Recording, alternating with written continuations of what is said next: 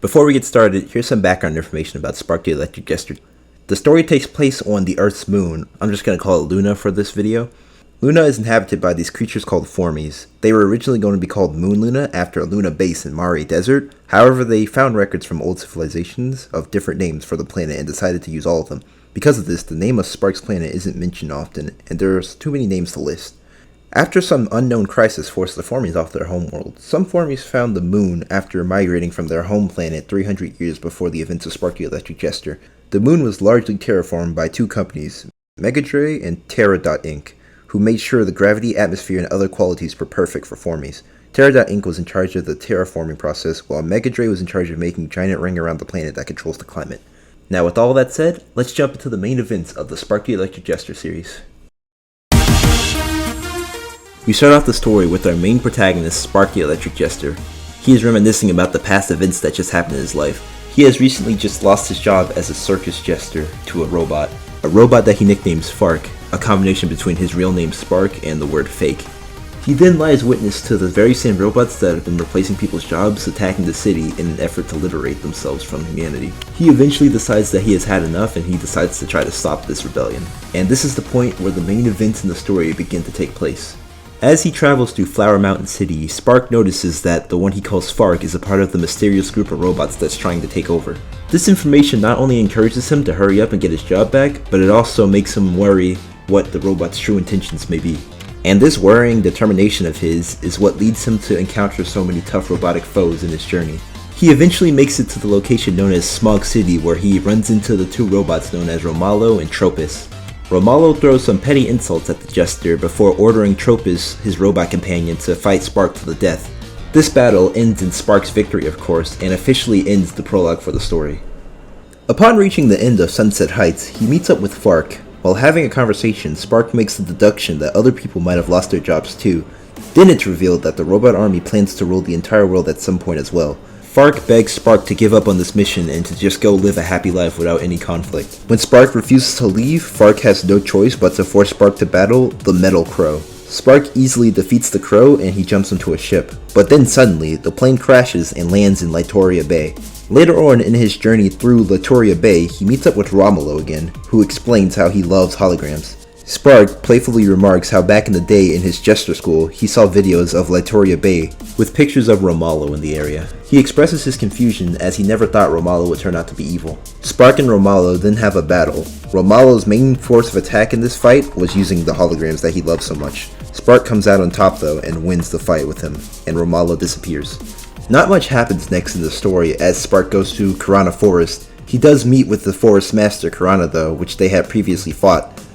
Karana informs Spark that Romalo actually used to be a good person and wasn't always evil. He suggests that Romalo might have been hacked. Later in Mare Desert, which is the next location Spark goes to, he meets Prototype, who tells Spark that he is the leader of the whole robot army that is taking over the world. With Prototype aggressively telling Spark just to die, they battle, but when Spark defeats Prototype, a mysterious robot comes out of nowhere and attacks Prototype, destroying the platform Spark was on and landing him in the lunar base. At the lunar base, the robot who destroyed Prototype confronts Spark. It is revealed that his name is Freom. Freom, holding Prototype's head in his hand, immediately destroys the Prototype in cold blood, after accusing Prototype of pretending to be him. Freom tells Spark that he won't kill him if he doesn't go near the computer, and then he leaves. Refusing to concede and give up on his determination, the Electric Jester proceeds back into action, through Lunar Base and eventually into Caria Valley. It is at this location that he meets the robot named Seam, and it's revealed that Freom's army is also making this war against the military. However, he also states that it's more than just that. With Spark a bit confused, they both fight, and as usual, the Electric Jester comes out on top, now with his newfound encouragement to stop Freom's forces and continue on his journey. Spark has now made it through 14 of the 16 locations in this world. As Spark traveled through the location known as Reginald Complex, Spark fought a robot called Megagram. Megagram states that at the end of Sunfire Forest, Spark will find a tower that will have what he is looking for. As Spark looks for this tower through Sunfire Forest, he encounters Romalo again, who explains how he has been fixed. This fix in Romulo is pretty obvious with his new changed appearance and his change in attitude towards the Electric Jester, with him being way nicer to him, giving him compliments and such. However, there is no time to chat as Romulo brings him to a mysterious base that shows the enemies from earlier in the story. Fark finds out that these enemies that he's been facing this entire time, Karana, Seam, and Megagraph, were actually repaired by Dr. Stuart Armstrong, the main scientist of this world. The problem with these robots weren't exactly mechanical issues, but it turned out that Freon could control every robot using a virus he created called the Freon virus. Armstrong just happened to cure them from that virus. A transmission comes in from the Doctor and he reveals that he's the original creator of all modern AI. He also states that he has created what is known as Project Megaraph, which is a giant computer tower that creates robot intelligence and codes robot intelligence. Due to frequent attacks by activists, Armstrong felt that he needed to protect the computers, so he created the robot known as Freon, but obviously that was a big mistake. So he created the robot we know as Fark, as a way to backstab Freon when the time was right. Unfortunately, it seems that Fark was unable to find an opening for all this time, so this leaves the job of taking down Freon to Spark, and Armstrong asked him to do so, along with taking down the Megaraph fleet. With no more ill feelings towards Fark, Spark accepts this mission, which he will get paid handsomely for. At the end of his mission through Megaraph fleet, Spark encounters Fark for the last time, and they decide to have one last battle to end things once and for all. During the fight, Fark summons a powerful weapon called the Super Staff. This Jester power turns him into Super Fark. Unfortunately for him though, Spark, just like every other battle, was able to overpower him and win. He then proceeds to go fight Freon as he enters the Megaraph fortress.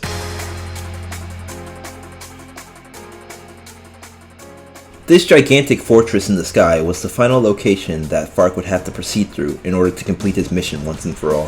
When Spark finally gets to the top of the fortress, he then confronts Freon. Freon states that he plans to build a utopia where robots and humans live separately. Spark calls this idea dumb. Freon gets upset at this and then he turns on the Megaraph so that they can fight. The fight finishes, and just when it seems like Spark has won the battle, Freon grabs the Jester and gets ready to kill him. It seems Spark has lost.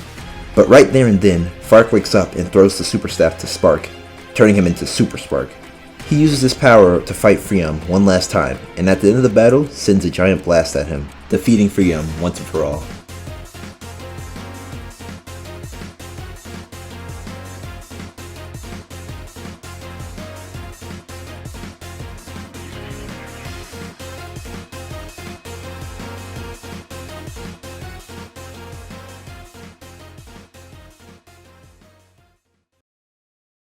Before I go over the main events of Spark the Electric Jester 2, please note that there was a Fark storyline that was in the original Spark 1 game, but it was cut by lakefeperd due to Spark 2 retconning most of the stuff in that game. The story of Spark the Electric Jester 2 begins with Fark recollecting the events of the first game, noting Spark's battle with Freon and how he failed in his mission despite being a copy of the aforementioned Jester. He soon wakes up and realizes that he was put under maintenance by Dr. Armstrong. The Doctor notes the lack of damage found on his special, one-of-a-kind body. Fark then corrects the Doctor, telling him that Fark is not his real name, but it was given to him by Spark. Fark then asks the Doctor if he found an actual name for him while he was under maintenance. The Doctor deconfirms this, but claims that he could dig through Fark's code and find it for him, riling up the Jester. This leads Armstrong to questioning his spite for his current given name. Fark explains the reason for his current name, that being his similar to the appearance of Spark himself. While the Doctor assures him that there's no shame in that name, he nonetheless agrees to look through his code. Right as Dr. Armstrong orders Fark to lie down at the table to begin the searching process, a new and unknown Jester robot appears and kidnaps the Doctor, leaving Fark with the goal of finding him to reveal his true identity. This is the main inciting incident for the second Spark game. Fark now sets off on his own journey to find the Doctor and find out who he truly is. After traveling through the newly revamped FM City and FM Downtown, Fark encounters the Jester robot called EJ. EJ stands for Electric Jester. EJ tells Fark that he won't be able to find Dr. Armstrong and that he has orders from Lord Freon to kill him. EJ then mocks Fark more before sending the robot called Rhino Dino after him. Fark, a little confused at the revelation that Freon is still alive, defeats the robot with no problem. After defeating Rhino Dino, Fark moves on to look for the Doctor, only to be interrupted by Romulo. Fark doesn't know who he is at first, but Romulo explains that he helped Spark defeat Freon the first time and wants to help Dr. Armstrong. Fark demands Romolo tell him his intel, and Romolo reveals that EJ is Freon's little lapdog, and that he saw the Jester robot heading towards Technoria City. Fark thanks him and apologizes for being rude. Fark then jumps off towards Floria Highway in his quest to find Dr. Armstrong. When Fark disappears into the distance, Romolo flies over to a Flormain known as Astra. Romolo expresses his distaste for Spark and asks if Fark is really a problem after Astra says they have to keep an eye on him. Astra states that according to Clarity, Fark could be even worse than Freon, and that they can trust Clarity. Romolo hesitates before agreeing, but then begs to see the Tech Expo at Technoria City. Then the both of them leave. Fark, the Electric Jester, now more determined than ever, continues his journey through Luna in order to find the missing doctor. While Fark runs through Floria Highway and fights the mini robots there, a group of 3 robots stare at a screen full of information about Fark. Double, Flint, and Float have been hired by Freon to kill Fark. Flint says that there's no way that Fark's small body can hold so much power, and that he won't be a threat. Double agrees, but just reassures them that they're there to just follow orders from Freon. Float becomes bored before asking if they can leave. Float contemplates before reminding them all who to remember the client for their job is, and that they have to do it right. Double pauses to reminisce about fighting for the liberation of robots before remarking that it's really sad to see it come to an end now. Flint is silent, and Double tells him not to get too emotional. Fun fact about this trio of robots, all of their names are based off of programming lingo. A Float and Double are primitive data types that are slightly more advanced than integers, and Flint is a new type of safe contact-oriented programming language. Before the trio can leave, EJ interrupts them and tells them that Freon has millions of robots rushing to kill Fark at this very moment, while they just stand there and do nothing. He then demands them to get moving or that there would be serious consequences. The trio starts to laugh at him as they sarcastically ask if he's going to be the one to dish out the pain.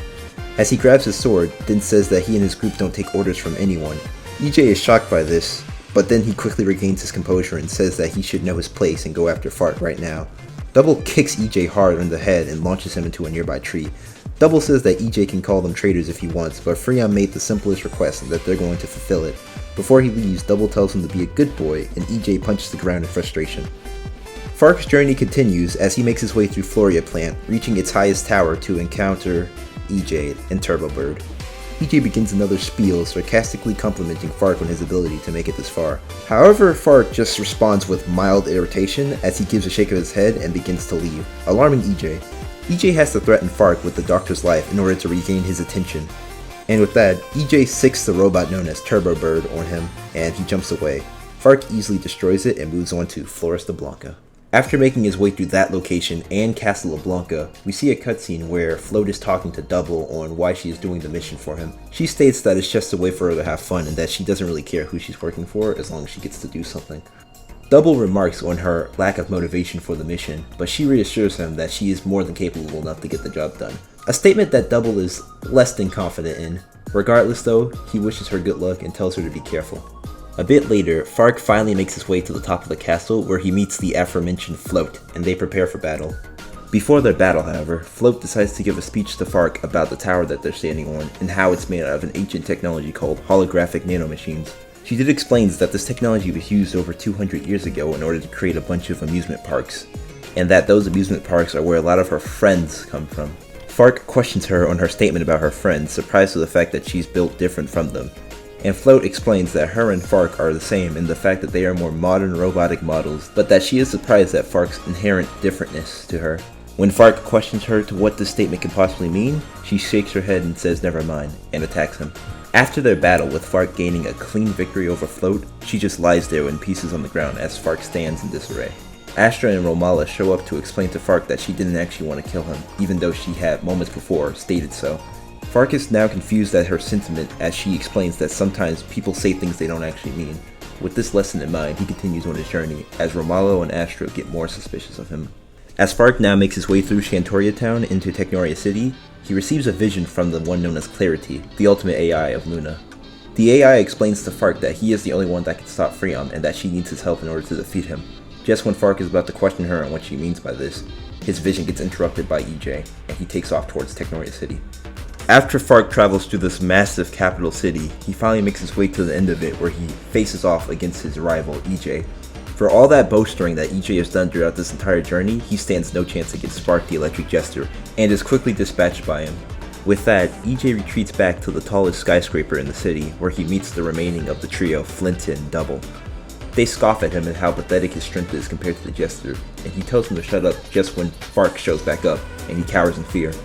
With nowhere left to run, EJ returns to the remaining duo for help, only for them to knock him out of the way as they no longer have any use for him. With Fark and everybody there, the situation was tense and everybody was on edge until the man himself showed up, the king of robots, Freon.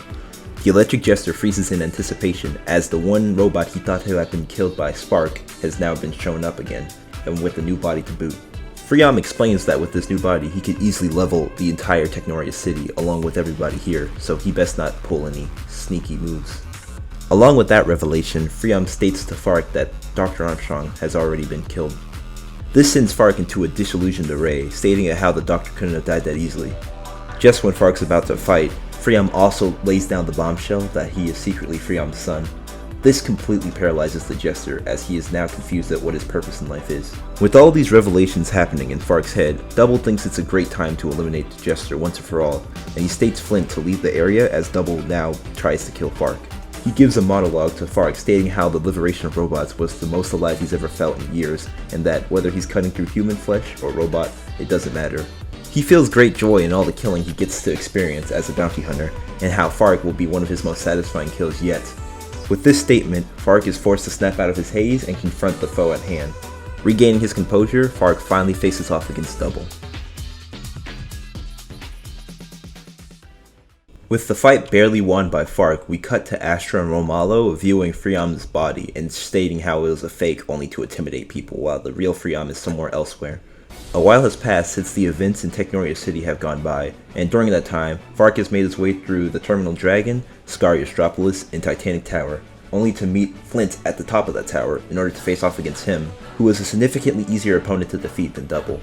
With Fark's determination reaching maximum proportions at this point, he finally arrives at the planetary stripe into the Hyper-F fleet, where he finally meets Astra and Romala for the last time. As they gather around the giant area in Hyper-F fleet, he sees EJ walking, barely able to move and function as a robot. He then suddenly gets surprise attacked by Astra and destroyed once and for all, but not before it is revealed to him that EJ is one of many clones created by Freon in an attempt to replicate Fark. Astra and Romalo then turn their aggression towards Fark, explaining how Clarity said that he's no longer trustworthy and that they're gonna have to kill him. Fark objects to this, saying that Clarity can't be trusted either, and with them unable to come to a compromise, they are forced to come to blows. After the intense fight that Fark wins, of course, it is revealed to Romalo that Astra is not a Formy, but in fact a complex android that is meant to mimic their appearance. And with that realization, he breaks down at the supposed death of Astra. With no more foes in his way, Fark's determination finally leads him to the final location, the Apocalypse Thruster, the secret fortress that holds Megarath and therefore Clarity that hovers over the planet of Luna.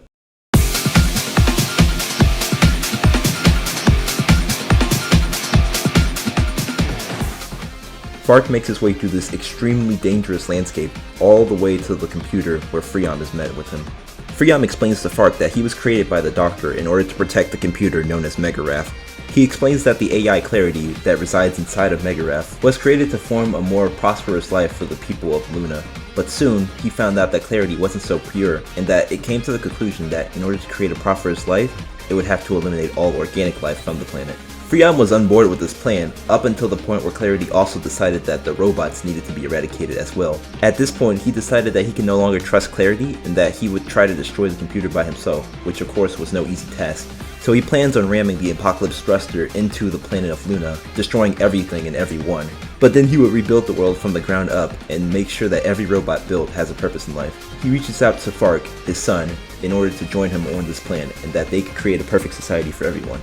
Fark, completely disgusted by his father's plan, states that he's not going to let him complete it and that he will take down Clarity himself in order to save everybody. With Freon now disappointed in his son, they decide to have one final battle to end it all. Before this fight, however, Freon decides to give Fark his real name, and his real name is Unit 2, based off of Freon's real name, Unit 1. During the fight, Fark destroys Freon's real body and makes his way into the main computer room, where Freon gives the revelation that he is secretly a clone of Freon and that he tried to create Fark in order to transfer his body, but that he could only transfer his consciousness, creating an entirely new robot altogether. As Freon sits there, as Fark looks at his sickly original body, he states to Fark that, unlike him, he can change his body at will to become something stronger. Fark doesn't believe him at first, but Freon reassures him that all he needs is a little push. And with that, Fark transforms into his super form in order to kill Freon once and for all. As he lands the finishing blow, Freon begs Fark for one last wish. Freon begs for Fark to carry on his lineage and continue his legacy. With Fark now exhausted, having completed his entire journey, he looks at Freon with the glare in his eyes and gives a simple answer: no.